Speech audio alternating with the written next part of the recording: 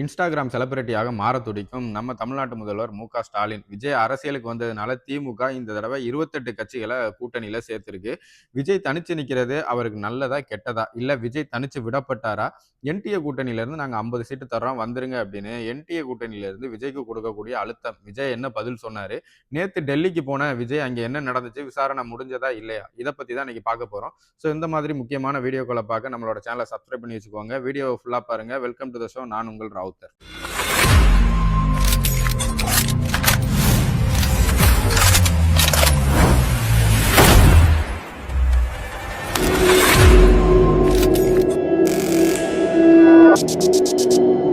விஜய் போன மீட்டிங்லயே சொன்னாரு. இன்னைக்கு வீட்ல உள்ள சின்ன குழந்தைங்கலாம் நமக்காக பிரச்சாரத்த தொடங்க ஆரம்பிச்சுட்டாங்க. இன்னைக்கு வீட்ல உள்ள எல்லா சின்ன பசங்களும் ஓம் சக்தி, பராசக்தி, திமுக ஒரு தீய சக்தி அப்படின்னு சொல்ல ஆரம்பிச்சுட்டாங்க அப்படின்னு சொன்னது, அவர் சொன்னதுக்கு அப்புறம் ரொம்ப வைரல் ஆக ஆரம்பிச்சிருச்சு. எல்லார் வீட்ல உள்ள சின்ன பசங்களும் இத சொல்லி வீடியோ போட ஆரம்பிச்சுட்டாங்க. இத பார்த்த முதல்வர் என்ன நெனச்சாருன்னு தெரியல. திடீர்னு இந்த இன்ஸ்டாகிராம்ல ஹாய் காய்ஸ் நான் உங்கள் தேவா அப்படின்னு வீடியோ போடக்கூடிய 2 சின்ன பசங்கள கூட்டிட்டு வந்து அவரும் இன்ஸ்டாகிராம்ல வீடியோ போட ஆரம்பிச்சுட்டாரு. இத பார்க்கும்போது நமக்கு அவ்வளோ கோவம் வந்துச்சு. ஏன்னா விளாத்திக்குளத்துல 12வது படிக்கக்கூடிய ஒரு பொண்ண இயற்கை உபாதை கழிக்க போன இடத்துல துண்டு துண்டா வெட்டி போட்டுட்டு போயிருக்கானுங்க. பாலியல் வன்கொடுமை செஞ்சு அந்த பொண்ணு செத்து போச்சு. அத பத்தி முதல்வர் ஒரு வார்த்தை கூட பேசல. அங்க போகவும் இல்ல. நீங்க போக கூட வேணாம். அத பத்தி ஏதாவது ஒரு நியூஸ் இல்ல அதுக்கு அவங்களுக்கு ஒரு ஆறுதல் எதுவுமே இல்ல. அக்கா கனிமொழி போனாங்க. நீங்க வரவே வேணாம் அப்படின்னு மக்கள இங்க விரட்டி விட்டாங்க. ஓட ஓட விரட்டியிருக்காங்க அக்கா கனிமொழிய. நீங்க வரவே வேணாம் அப்படின்னு. இன்னைக்கு மக்களுக்கு ரொம்ப தெளிவா தெரிஞ்சிருச்சு. இன்னைக்கு முதல்வர் அவரு பிரபலமாகணும் அப்படின்னு போடக்கூடிய அந்த எஃபோர்ட்ல கொஞ்சம் கூட மக்களோட பிரச்சனைக்காக அவர் போட்டது கிடையாது. மக்களோட பிரச்சனைய கொஞ்சமாவது காது குடுத்து கேட்டிருந்தீங்கன்னா, இன்னைக்கு மக்கள் உங்கள அப்படி கேள்வியா கேட்க மாட்டாங்க. அவங்கள என்ன பண்ணுவாங்க? காச வாங்கிட்டு ஓட்டு போட்ட பாவத்துக்கு, உங்களுக்கு இந்த ஆட்சியில எந்த தப்பு நடந்தாலும் கேள்வி மட்டும் தான் கேட்க முடியும். அதுக்கும் இன்னைக்கு சில இடங்கள்ல கேள்வி கேட்க முடியாது. ஏன்னா கேள்வி கேட்டா உங்க கட்சிய சார்ந்தவங்களா, "நீ எப்படி என் தலைவன கேள்வி கேட்கலான்னு?" அங்கேயும் ஒரு பஞ்சாயத்து. இந்த நிலைமையில தான் இருக்கு. நல்ல வேளை தேர்தல் கமிஷன் தேதி அறிவிச்சிருச்சு. இந்த தேர்தலோட திமுகவ ஒழிச்சு விட்டுற வேலைய பார்க்கணும்னு மக்கள் ரொம்ப தெளிவா இருக்காங்க. அடுத்ததா 7 வயசு குழந்தைய பாலியல் வன்கொடுமை செஞ்சிருக்கானுங்க. அவன் மேல ஆல்ரெடி 2 போக்சோ வழக்கு இருக்குன்னு வேற சொல்லியிருக்கானுங்க. பயப்படாம அடுத்து 3வது ஒண்ணு. இத பத்தி ஏதாவது பேசினாரான்னு கேட்டா, இத பத்தியும் எதுவும் பேசினது கிடையாது. நேத்து 65 வயசு மூதாட்டிய போதையில சில பேரு பாலியல் வன்கொடுமை செய்ய முயற்சி பண்ணியிருக்கானுங்க. அந்த பாட்டிம்மா கத்துனதுனால பக்கத்துல உள்ளவங்கலாம் ஓடியாந்து காப்பாத்தியிருக்காங்க. இப்ப அவங்கள ஹாஸ்பிட்டல்ல சேர்த்துட்டாங்க. இத பத்தி முதல்வர் ஏதாவது பேசுவாரா? பேச மாட்டாரு. அவர பொறுத்தவரைக்கும் நான் வீடியோ எடுக்கணும், இன்ஸ்டால போடணும், விளம்பரம் பண்ணணும், நான் எப்படியாவது பிரபலமாகணும்ன்றத மட்டும் தான் யோசிக்கிறாரே தவிர, மக்களோட பிரச்சனைகள எப்படி சரி பண்ணலாம்? அதுக்கு எப்படி தீர்வு காணலாம்? அப்படின்ற யோசனை அவருக்கு சுத்தமா கிடையாது. ஏன்னா, அவரோட நோக்கம் எல்லாம் இந்த தேர்தல் வரப்போது. எதுல எப்படியாவது நம்ம ஜெயிச்சே ஆகணும். அதுக்கு என்னென்ன பண்ணணும்? எப்படிலாம் நம்ம விளம்பரத்த காட்டி மக்கள ஏமாத்தலாம்? அப்படின்ற வேலையில தான் தெளிவா இருக்காரு. சிந்திச்சுக்கோங்க மக்களே. இந்த 2026ல திமுகவ ஒழிச்சா தான் உங்களுக்கு விடிவு காலம். இல்லைன்னா, மறுபடியும் இதே சம்பவங்கள் தொடர்ந்து நடந்துகிட்டே இருக்கும். யாரு நெனச்சாலும் தடுக்க முடியாது. அடுத்ததா என்டிஏ கூட்டணியில் விஜய். விஜய்க்கு 50 சீட்டு பேரம் பேசியிருக்காங்க. விஜய் துணை முதலமைச்சர் பதவி கேட்கிறாரு அப்படின்னு சொல்லி இப்படியெல்லாம் ஒரு புரளிய கிளப்பி விட்டுட்டு இருந்தாங்கல்ல. இப்ப நான் கீழ ஒரு வீடியோ போடுறேன். அந்த வீடியோவ பார்த்துட்டு வாங்க. ஒரு வாரமா உலா வந்துட்டு இருக்கிற செய்தி you have advised him to join the NDA. இன்னும் அது நான் கேள்விப்பட்டேன். அது நான் எதுக்கு அந்த மாதிரி வந்துச்சுன்னு எனக்கு தெரியல. Have you spoken to him? No. We met long time back, but maybe I was doing, I don't know, almost 20-25 years back I met him, not recently. In the recent past our No. invite பண்ணீங்களா பேசுனீங்களா? No.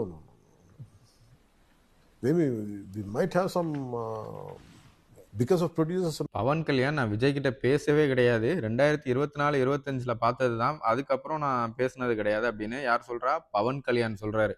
நான் எந்த கூட்டணி பேச்சுவார்த்தைகளும் NTK சம்பந்தமா விஜய் கிட்ட பேசவே கிடையாது. விஜய பார்க்கவே இல்ல அப்படின்னு யார் சொல்றா? பவன் கல்யாண் சொல்றாரு.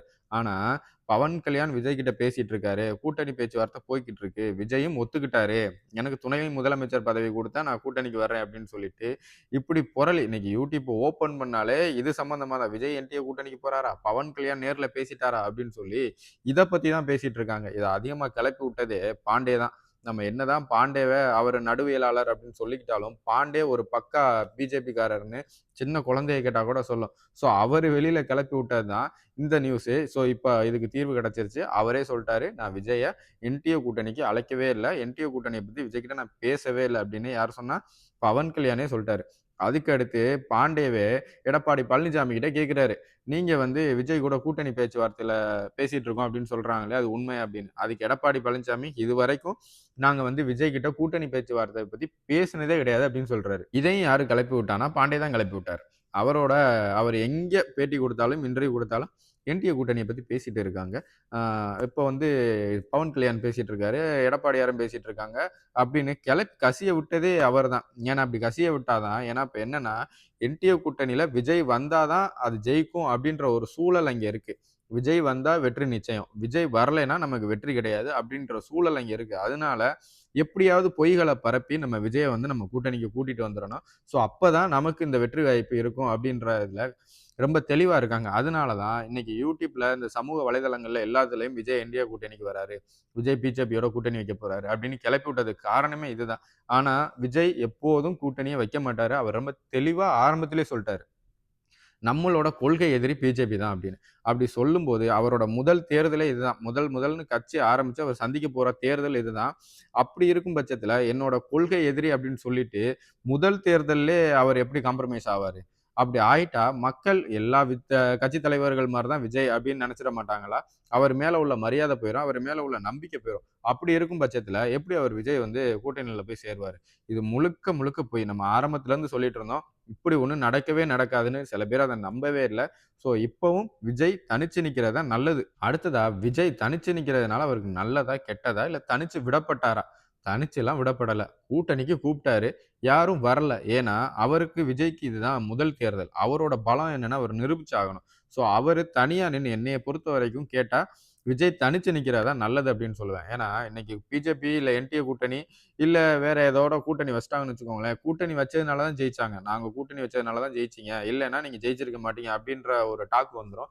ஸோ அப்பவும் அங்க விஜய்க்கான அந்த மரியாதை போயிரும். விஜயோட வாக்கு சதவீதம் என்னன்னு தெரியாம போயிரும். நீங்க கூட்டணி வச்சதுனால தான் விஜய்க்கு இந்த வாக்கு சதவீதம் அப்படின்னு பேச ஆரம்பிச்சுருவாங்க. உண்மையாலுமே விஜயோட வாக்கு என்ன அப்படின்றது அவருக்கே தெரியாம போயிரும். மக்களுக்கும் தெரியாது. ஸோ அதனால இந்த தேர்தல்ல விஜய் தனிச்சு நிக்கிறது தான் என்னைய பொறுத்தவரைக்கும் அவருக்கு நல்லது. ஏன்னா தனிச்சு நின்னு அவருக்கான வாக்கு சதவீதம் என்ன? தமிழ்நாட்டுல அவரோட பலம் என்ன? கட்டமைப்பு இல்லன்னு சொல்றாங்கல்ல. அந்த கட்டமைப்பு என்னன்னா அவர் இந்த தேர்தல்ல அவர் காட்டியே ஆகணும். ஸோ அப்படி காட்டிட்டாருன்னு வச்சுக்கோங்களேன், அடுத்த தேர்தல்ல நீங்க இதுவரைக்கும் ஆஃபர் குடுத்து கூப்பிட்டீங்கல்ல இந்த கூட்டணி கட்சிகள். இன்னைக்கு 28 கட்சிகள் திமுகவோட கூட்டணி வச்சிருக்குன்னு சொல்றாங்க. இந்த 28 கட்சிகளுமே நீங்க கூப்பிடாமலே அடுத்து ஓடோடி வந்துருவாங்க. ஏன்னா, அதுக்கான சூழல நீங்க இங்க நிரூபிச்சாகணும். ஸோ உங்களோட பலம் என்ன அப்படின்னு இந்த தேர்தல்ல நீங்க நிரூபிச்சா தான் அடுத்த தேர்தல்ல உங்களுக்கு சாதகமா இருக்கும். ஸோ, அதனால என்னைய பொறுத்தவரைக்கும் நீங்க கேட்டீங்கன்னா, விஜய் தனிச்சு நிக்கிறது தான் நல்லது. அவருக்கும் நல்லது. ஏன்னா, அப்பதான் அவரோட கெப்பாசிட்டி என்ன, எத்தன சீட்டு ஜெயிக்கிறாரு, எத்தன சதவீதம் ஓட்டு வாங்குறாரு அப்படின்னு மக்களுக்கும் தெரியும். ஸோ, அத இந்த தேர்தல்ல கண்டிப்பா அவரு நிரூபிச்சே ஆகணும். நம்மளும் பார்ப்போம் எத்தன சதவீதம் ஓட்டு வாங்குறாரு அப்படின்னு. அடுத்ததா இன்னைக்கு சிபிஐ விசாரணைக்கு டெல்லிக்கு ஒரு நாள் முன்னாடியே போயிட்டாரு. அங்கே போகும்போது இங்க உள்ள உடன்பிறப்புகள், இந்த திமுகவை சேர்ந்த உடன்பிறப்புகள்லாம் அவ்வளோதான் விஜய வந்து அழுத்தம் குடுத்து இங்க கூப்பிட்டுட்டாங்க. அடிபணிஞ்சிருவாரு. பிஜேபியோட கூட்டணியில ஜாயின் பண்ணிருவாரு.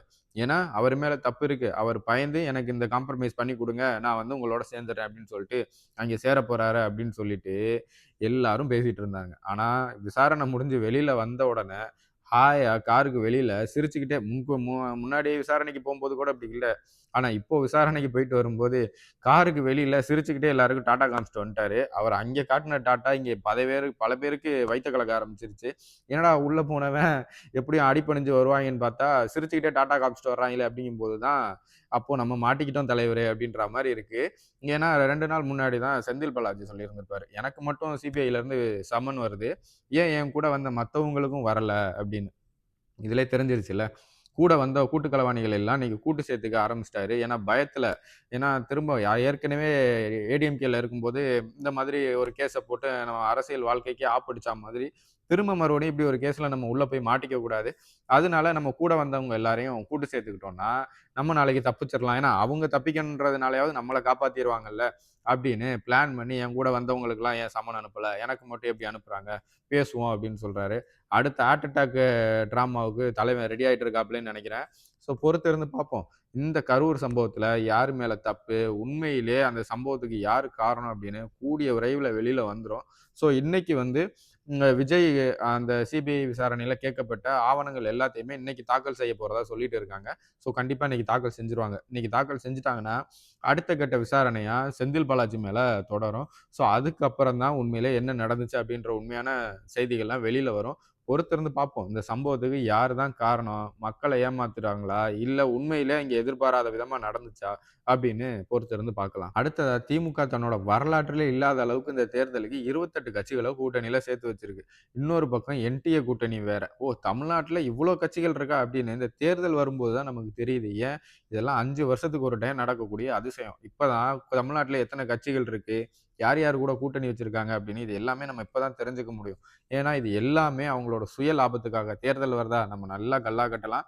ஸோ நமக்கான அமௌண்ட்ட பேசி வாங்கிக்கலாம். நம்ம தொகுதியில எப்படியாவது ஜெயிச்சு குடுத்துறோம். நமக்கு இவ்வளோ வாக்கு சதவீதம் இருக்குன்னு காமிச்சிரலாம் அப்படின்னு, அவங்களோட சுய லாபத்துக்காகவும், பணத்துக்காகவும் அந்த கூட்டணியில சேர்ந்துக்குவாங்க. ஆனா, அடுத்த 5 வருஷத்துக்கு நீங்க எங்கேயுமே பார்க்க முடியாது. உங்களோட குறைகள் என்னன்னு கேட்க வரமாட்டாங்க. உங்களுக்கு என்ன தேவைன்னு கேட்க வரமாட்டாங்க. நீங்க எங்களுக்கு இது தேவைன்னு கேட்க போனாலும் காது குடுத்து கேட்க மாட்டாங்க. கான்பிடென்டா இருங்க. நல்லதே நடக்கும். வெற்றி நிச்சயம். மீண்டும் சந்திக்கும் வரை நன்றி, வணக்கம்.